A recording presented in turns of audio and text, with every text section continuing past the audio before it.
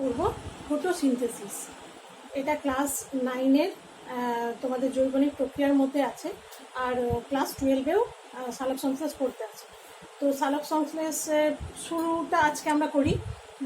অনেক বড় চ্যাপ্টার, এটা শেষ হবে না, 2-3টে লাগবে। তার মধ্যে প্রথম পার্টটা আজকে আমি পড়াচ্ছি।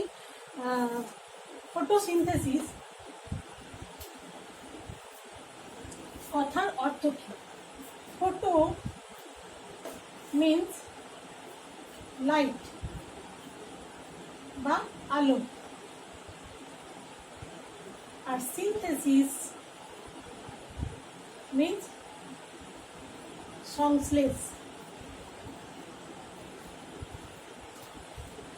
তো আলোর উপস্থিতিতে যে সংশ্লেষ ঘটে তাকে বলা হয় ফটোসিনথেসিস বা সালোক সংশ্লেষ। তো কিসের সংশ্লেষ ঘটে আমরা দেখি না, সবুজ পাতায়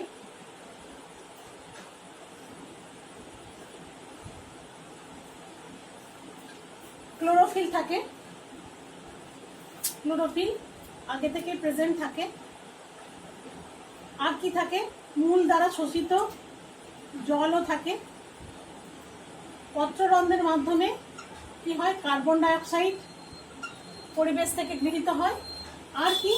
দিনের বেলায় সূর্যালোকের উপস্থিতিতে কি পায়? ফোটন কণা। সূর্যালোকে ফোটন কণা বা সূর্যালোক পাই। তাহলে পাতার মধ্যে এই সমস্ত জিনিসগুলো, তো পাতার মধ্যে এই 4টে জিনিস পাওয়া গেছে। এখন এইগুলো দিয়ে আমরা ছোটবেলা থেকে পড়ে আসছো তোমরা যে পাতাকে বৃক্ষের রান্নাঘর বলে। তাহলে কি হবে? এখন এখানে রান্না হবে, এই 4টে জিনিস দিয়ে কোনো কিছু তৈরি হবে। কি তৈরি হবে? শর্করা। তো ফটোসিনথেসিস বা সালোক সংশ্লেষের সংজ্ঞায় আমরা কি বলবো? যে পরিবেশ থেকে গৃহীত কার্বন ডাইঅক্সাইড, যেটা 6 অণু লাগে, গৃহীত জল, যেটা 12 অণু লাগে, কি হয়? সূর্যালোকের উপস্থিতিতে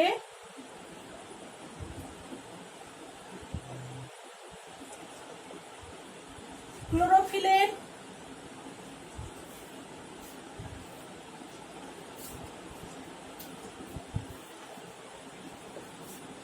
দ্বারা কি হয়? 1 অণু গ্লুকোজ, 6 অণু জল,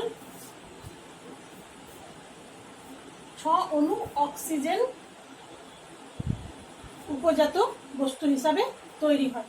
তাহলে সালোক সংশ্লেষের ফলে শর্করা পাওয়া গেল, অর্থাৎ খাদ্য তৈরি হলো। তো এই সালোক সংশ্লেষ প্রক্রিয়াটি একটা কি প্রক্রিয়া? উদ্ভিদের একটা জৈব রাসায়নিক প্রক্রিয়া। তাহলে বলতে হবে যে জৈব রাসায়নিক প্রক্রিয়ায় পরিবেশ থেকে গৃহীত কার্বন ডাইঅক্সাইড, জল এবং সূর্যালোকের উপস্থিতিতে পাতায় উপস্থিত ক্লোরোফিলের দ্বারা গ্লুকোজ, জল এবং উপজাত বস্তু হিসাবে অক্সিজেন উৎপন্ন হয়, তাকে বলা হয় সালোক সংশ্লেষ। তো আমরা দেখছি সালোক সংশ্লেষে কি লাগছে? 2টো জিনিস লাগছে। একটা হচ্ছে সূর্যালোক, আর একটা হচ্ছে ক্লোরোফিল। এবার সূর্যালোক কি? আমরা জানি পৃথিবী থেকে 8 মিনিটে সূর্যের আলো পৃথিবীতে পৌঁছাতে 8 মিনিট সময় লাগে। এবার সূর্যের যে আলোটা পৌঁছায় তার সবটা কিন্তু আমাদের দ্বারা দৃশ্যমান নয়, অর্থাৎ আমাদের চোখের দ্বারা সেটা ধরা পড়ে না। যেটা দৃশ্যমান আলো তার এটা তরঙ্গ দৈর্ঘ্যের উপর নির্ভর করে। দৃশ্যমান আলোটা সম্বন্ধে প্রথমে আমরা বলি। তো সূর্য থেকে যে আলোটা পৌঁছায় তার সেটাকে আমরা যদি ভাগ করি, অর্থাৎ দৃশ্যমান আলো আমরা জানি সূর্য থেকে আগত আলোটা সাদা আলো, এবং সেটাকে আমরা যদি প্রিজমের মধ্যে দিয়ে পাঠাই সেটা 7টি রঙে বিস্তৃত হবে। এবং কি হবে? ভিপজিও, অর্থাৎ বেগুনি, নীল, আসমানি, সবুজ, হলুদ, কমলা, লাল, এই 7টি রঙে ভেঙে যাবে। তো এই প্রত্যেকটা রঙের আলোর তরঙ্গ দৈর্ঘ্য আলাদা। তো দৃশ্যমান আলো তরঙ্গ দৈর্ঘ্য 300 90 ন্যানোমিটার থেকে শুরু হয়, যেটা কিনা বেগুনি, তারপরে আসে নীল আর আসমানিকে একসঙ্গে রাখলাম, সবুজ, হলুদ, কমলা, এবং সব থেকে বেশি দৃশ্যমান আলো হাই, সব থেকে বেশি তরঙ্গ দৈর্ঘ্য হচ্ছে লাল আলো, সেটা হচ্ছে এন্ড হচ্ছে 760, 680 থেকে। তাহলে এটা হচ্ছে রেড, আর এটা হচ্ছে 430টা, এটা হচ্ছে ব্লু, নীল, লাল। তাহলে আমরা যে বর্ণালী পেলাম, এর পরে বর্ণালীর যে অংশ, আলোর যে অংশ, সেটাকে আমরা বলবো ইনফ্রারেড।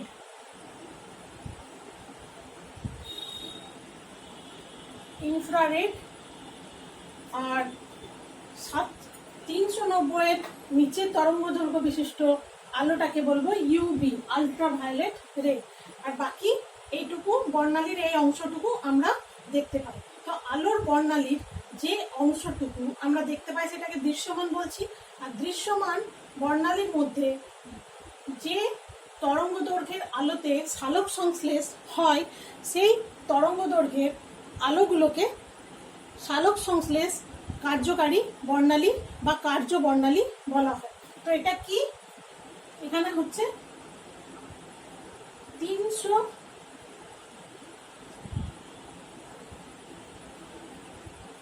600 510 থেকে 700 আর 400 থেকে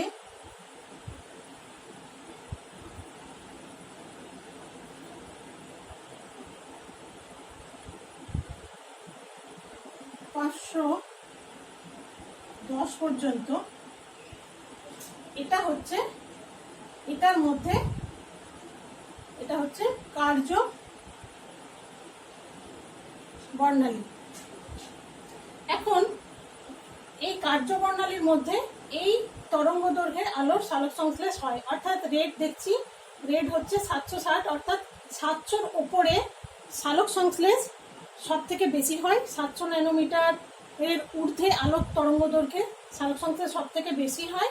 আর 390 ন্যানোমিটারের নিচে তরঙ্গ দৈর্ঘ্যে সালোক সংশ্লেষ হয় না। মাঝে যে আছে গ্রিন জোন, সেখানে সবুজ লাইটে, সবুজ আলোতে সালোক সংশ্লেষ হয় না, এবং অরেঞ্জে কিছুটা হয়, কারণ আমরা জানি যে এরপরে ক্লোরোফিলে পড়বো, আর সেখানে যে ক্যারোটিনয়েড পিগমেন্ট থাকবে, অরেঞ্জ পিগমেন্ট, সেটা ছাড়া অন্য ক্লোরোফিলগুলোতে হয়।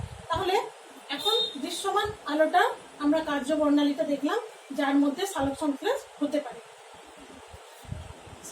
390 থেকে 760-এর মধ্যে সালোক সংশ্লেষ হতে পারে। এর মধ্যে বিভিন্ন ক্লোরোফিলের বিভিন্ন তরঙ্গ দৈর্ঘ্যের সালোক সংশ্লেষকে, বিভিন্ন তরঙ্গ দৈর্ঘ্যের আলোকে কি করতে পারে, শোষণ করতে পারে। তো এখন আমরা ক্লোরোফিলের দিকে যাই। ক্লোরোফিল সম্বন্ধে জানি,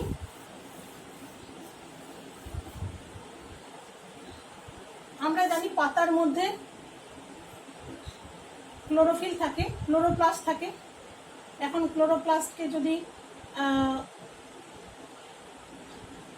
প্রস্থচ্ছেদ করা হয়, আমরা দেখতে পাবো কি এরকম কতগুলো স্টেক আছে আর কতগুলো ল্যামেলি আছে। তো এই স্টেকগুলোকে, এগুলোকে বলা হয় গ্রানা, এই পার্টটাকে বলা হয় স্ট্রোমা। এই গ্রানাতে যদি আমরা দেখি, তাহলে দেখতে পাবো এর মধ্যে অনেক এরকম ছোট ছোট ক্লোরোফিল আছে। তো ক্লোরোফিলগুলো শুধুমাত্র এক প্রকারের নয়। Chlorophyll A, chlorophyll B, chlorophyll C, chlorophyll D, chlorophyll E. আর কি থাকে? আর থাকে ক্যারোটিনয়েড।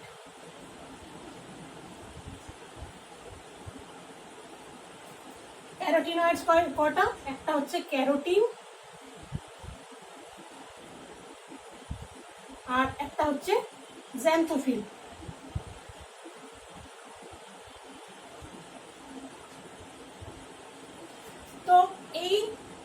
রঞ্জক পদার্থগুলো একসঙ্গে থাকে, কিন্তু এই রঞ্জক পদার্থগুলোর যে প্রত্যেকটা ক্লোরোফিল লিখলাম এরা প্রত্যেকে কিন্তু আলাদা আলাদা তরঙ্গ দৈর্ঘ্যের আলোকে শোষণ করে। এর মধ্যে ক্লোরোফিল এরই আবার অনেক কটা প্রকার আছে। ক্লোরোফিল এ বিভিন্ন তরঙ্গ দৈর্ঘ্যের আলোকে শোষণ করে। তো এরা এরকমভাবে থাকে, তাহলে সবাই কি ইন্ডিভিজুয়ালি মানে একা একা সালোকসংশ্লেষে অংশগ্রহণ করে? তা নয়, তারা একটা গ্রুপ হিসাবে, যেটাকে আমরা বলবো ফটোসিনথেটিক ইউনিট। ফটোসিনথেটিক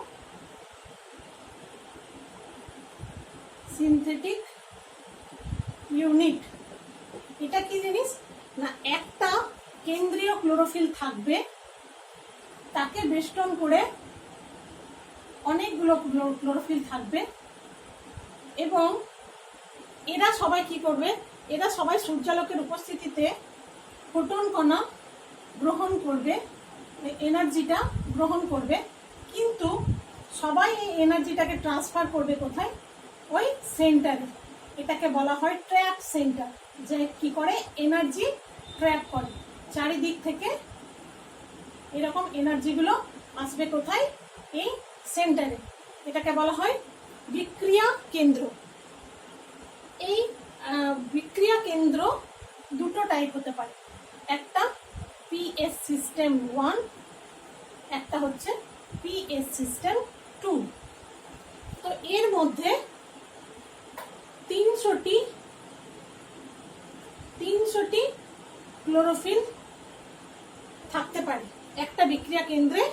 একটা ফটোসিনথেটিক ইউনিটে 300টি ক্লোরোফিল থাকে। তো এই 300টি ক্লোরোফিল মিলে ওই এনার্জিটাকে গ্যাদার করে একসঙ্গে জড়ো করে সেন্টারে পাঠায়। সেখানে কি হয়, এখানে যে সেন্টারে ক্লোরোফিলটা থাকে সেটা পিএস সিস্টেমের ক্ষেত্রে ক্লোরোফিল এ, আর পিএস সিস্টেম 2 এর ক্ষেত্রে ক্লোরোফিল এ এবং ক্লোরোফিল বি, এবং অন্যান্য ক্লোরোফিলগুলো থাকে সহকারী অ্যাক্সেসরি হিসাবে। কিন্তু মেইন যে পিএস সিস্টেম 1 এ ক্লোরোফিল এ আর পিএস সিস্টেম 2 তে ক্লোরোফিল এ এবং বি।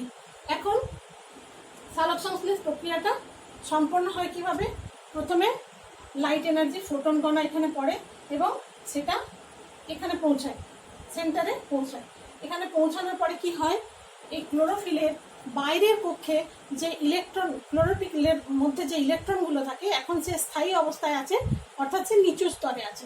এখন যখনই এনার্জি তাকে ধাক্কা দিল তখন কি হলো, সে বাইরের ভেতরের স্তরে থাকা ইলেকট্রনগুলো বাইরের স্তরে চলে এলো, এবং সে তখন একটা আনস্টেবল কন্ডিশন হয়ে গেল বা উত্তেজিত অবস্থা হয়ে গেল।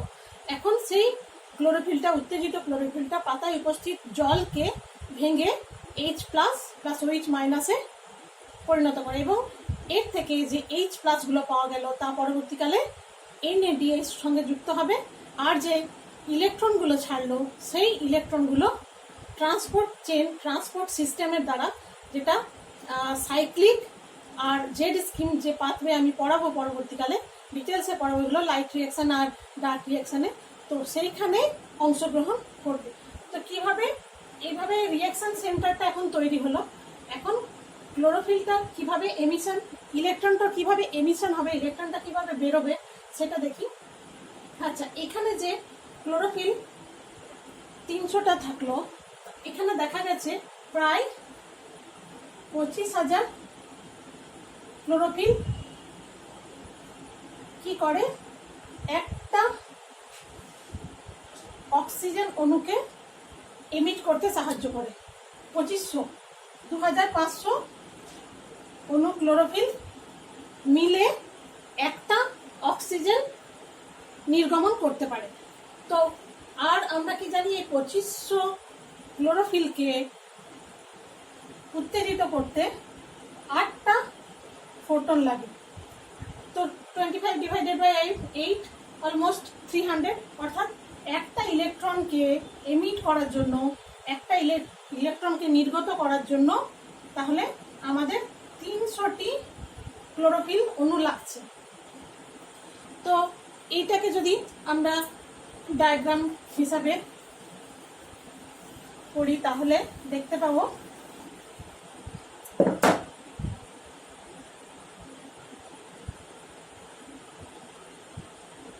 এটা একটা ক্লোরোফিল অণু, যার ইলেকট্রনগুলো এখন স্থায়ী অবস্থায় আছে। ফোটন কণা এতে হিট করলো, আলোর কণা ফোটন।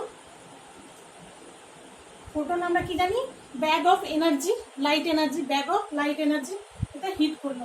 তখন এ কি হয়ে গেল, এর স্টেটটা ভেতরের স্তরে, ইলেকট্রনটা বাইরের স্তরে চলে এলো।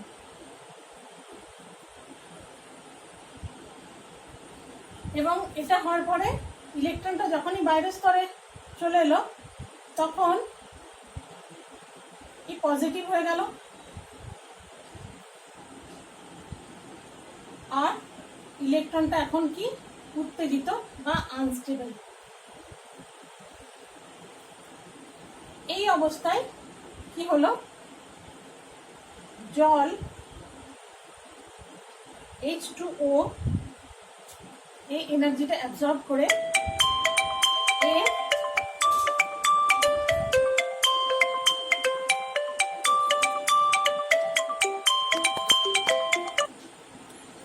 এনার্জিটা অ্যাবজর্ব করে H প্লাস OH মাইনাসে পরিণত হবে। এই OH মাইনাস যখন দুটো এরকম ভাবে পেলাম তখন হয়ে গেল H2O প্লাস O, অর্থাৎ হাফ অণু অক্সিজেন। এটাকে আমরা লিখতে পারি হাফ অণু অক্সিজেন। তো এই এখন H প্লাস, এর থেকে যে H প্লাসটা পেয়েছি এরকম, এটা দুটো জলের অণু গেল, তাহলে দুটো H প্লাস আমি পেলাম, দুটো H প্লাস এখন এখানে আসবে। এখন পাতার মধ্যে উপস্থিত আছে NAD, তার সঙ্গে এই 2H প্লাস জুড়ে গিয়ে হলো NADH প্লাস H প্লাস, যেটা একটা এনার্জি রিচ কম্পাউন্ড। আর এই কিসের সহায়তায় হলো, এনার্জি কোথা থেকে পেল এই রিয়াকশনটার জন্য, এই যে ইলেকট্রনগুলো এমিট হয়েছিল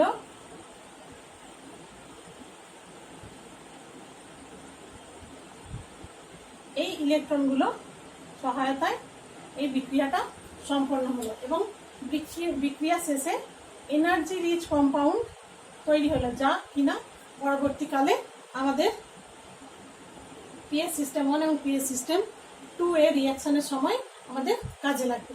তো এইভাবে একটা ফোটন কণা উত্তেজিত হয়ে জলকে বিশ্লিষ্ট করে এনার্জি বা ইলেকট্রন এমিট করছে, যেটা কিনা এই বিক্রিয়ায় কাজে লাগছে, যেটা পরবর্তীকালে পিএস সিস্টেম 1 এবং পিএস সিস্টেম 2 এর মাধ্যমে এই ইলেকট্রনটাই সার্কুলেট হবে এবং গ্লুকোজ তৈরি হবে।